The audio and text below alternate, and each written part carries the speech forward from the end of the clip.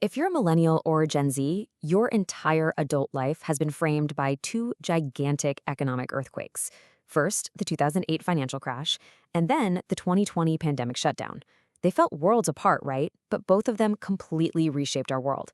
So today, we're going to break down exactly how they were different and what it all means for us right now. So that's the big question we're really digging into here. How do these two events actually stack up? I mean, one felt like this slow-motion train wreck that the system caused itself, while the other was just like a meteor strike that came out of nowhere. To really get a handle on where we are today, we've got to understand these two moments. And here's how we're going to do it. First, we'll set the scene for these two shocks. Then, we'll dissect each one, the '08 meltdown, then the 2020 standstill. After that, it's the main event. We'll put them head-to-head. And finally, we'll bring it all back to what it felt like for all of us living through it. Now, you might be wondering why even compare these two? Well, it's absolutely crucial because these weren't just news headlines. They were moments that defined a generation. They changed career plans, they messed with how we think about the economy, and they totally rewired our sense of what's stable and what's not. Understanding how they're different is the key to navigating the world we're in today. Okay, first up, the Great Financial Crisis of 2008. The most important thing to get here is that this was an internal problem. This wasn't some outside force that just attacked the economy. Nope, the sickness started right from the inside, deep within the financial system itself. So what do we even mean by financial crisis? Well, think of it this way.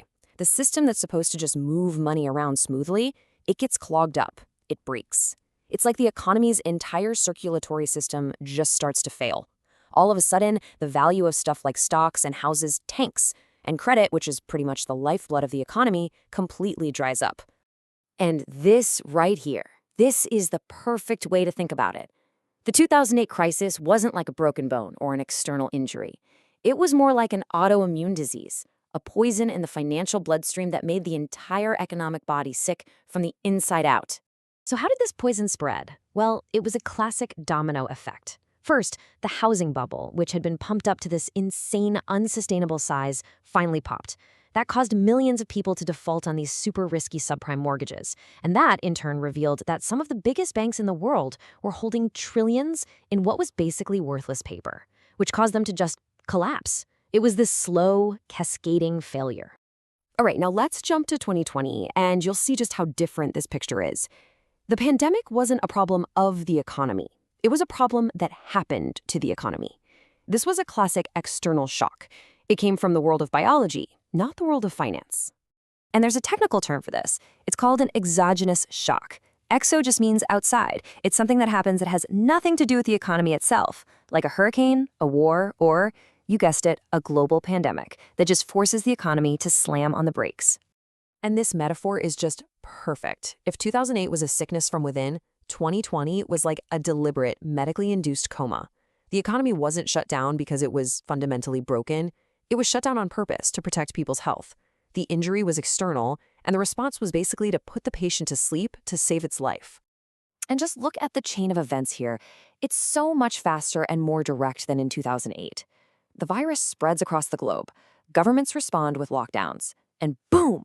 As a direct result, huge parts of the economy just stop. It was almost instantaneous. Okay, so we've looked at them one by one.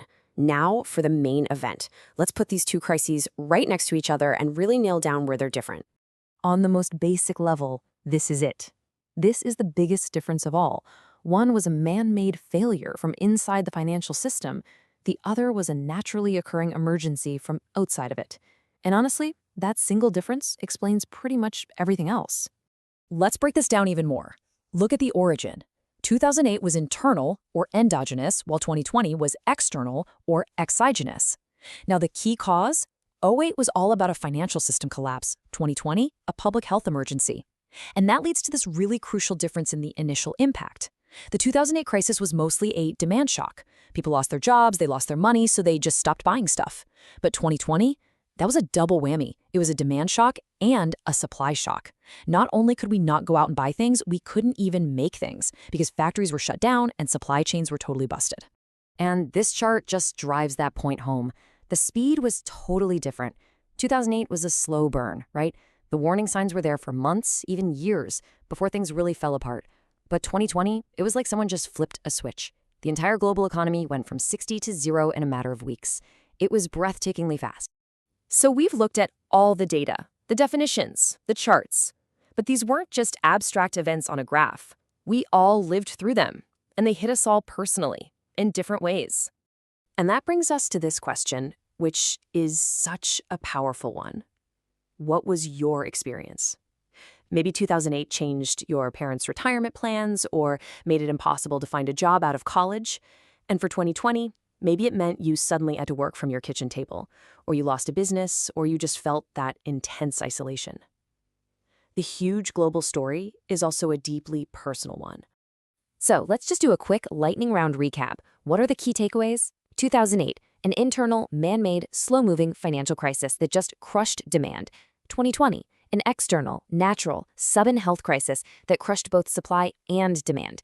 Knowing these differences is everything when it comes to understanding why the recoveries from each have been so unique. And all of this leads us to one final, huge question. One of these crises shattered our trust in the entire financial system. The other completely changed how we live, how we work, and how we connect with each other. One gave us a slow, painful recovery, and the other gave us this bizarre, rapid, but super uneven rebound. So when you look back, which one do you think is going to cast the longer shadow? That's a question we're all going to be figuring out for decades to come.